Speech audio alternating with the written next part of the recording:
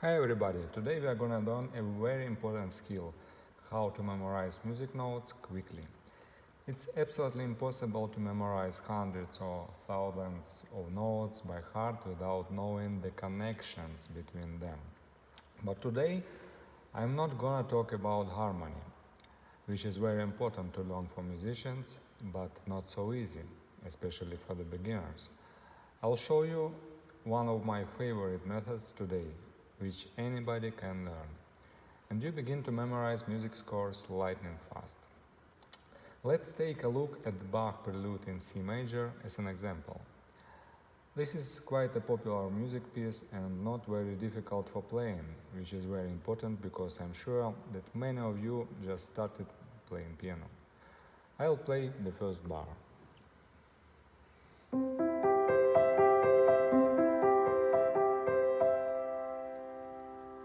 There were 16 notes in this bar. But let's dig a little deeper and we can observe that some of these notes were repeating. Maybe you could hear it as well. As you can see, I'm just playing 5 different notes one by one.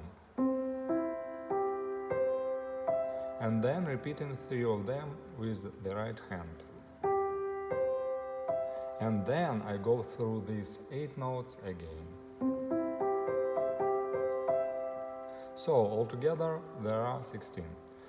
But as I said, I actually played only 5 different notes and then just repeated some of them in different combinations. That is the key.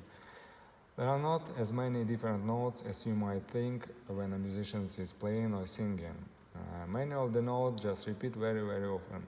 Doesn't it make it easier to memorize? Let's dig even more deeply. I'll name all the 5 different notes I play. It's C, E, G, C, E. Wow, we were mistaken. There are not 5 different notes. There are only 3. C, E, G. And then C, E, again just 1 octave higher. So, what miraculous math. For some people there are 16 notes and for me there are only 3. Who do you think will memorize it faster? But I haven't taught you the method yet. We are just getting started. For using this really amazing method, we need to combine all 5 notes in one chord. Then we need to do the same thing with a second bar.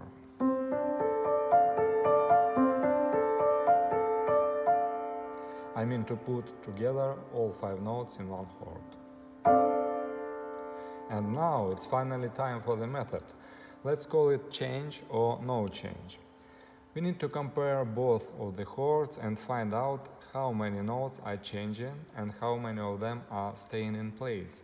As you can see, the very first note C is staying in place, and 4 of the others are changing. But how are they changing? The second note E goes to the nearest on the left side.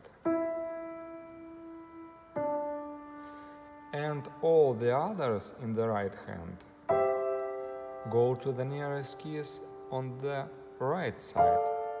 So we can say that they are going in the different directions. And don't forget that the very first note C is staying in place. Maybe you feel like there is a lot of information, but believe me, if you analyze all of these rules, you will understand that it's much easier to learn 2 of these bars, knowing which notes are changing and which are staying in place. You need to practice it like this, playing all the notes which are changing and not playing those which are remaining in place. In this case, it's just C.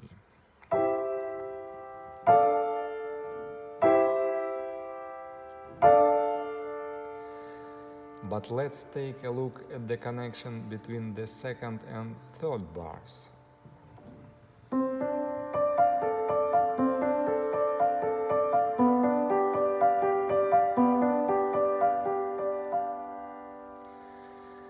As usual, we combine the second and third bars into the 2 chords and try to analyze how many of the 5 notes are changing.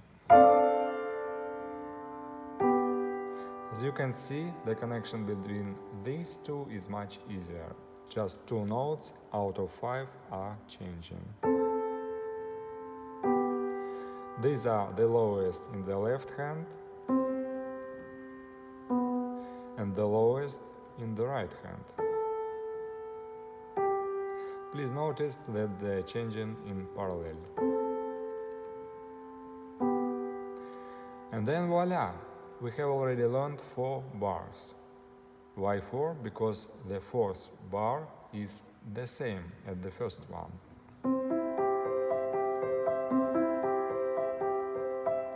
Let's just take a look on the connection between the 3rd and 4th bar.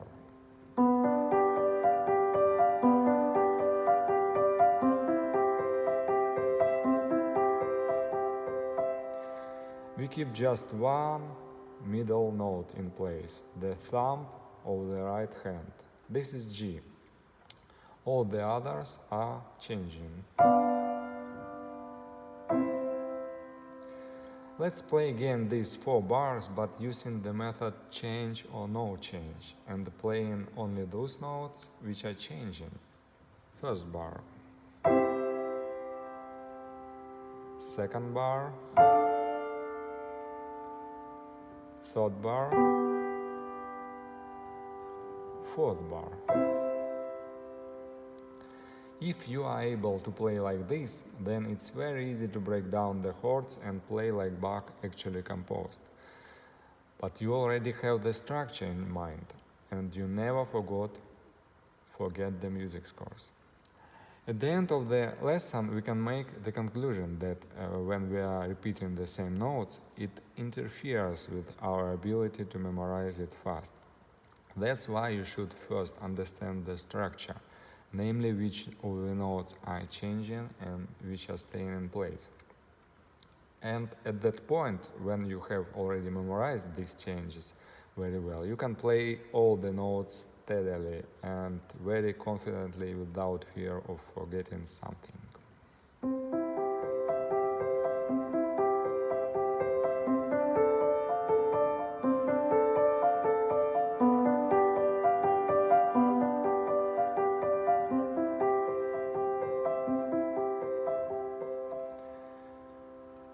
Thank you for watching. See you in the next lesson.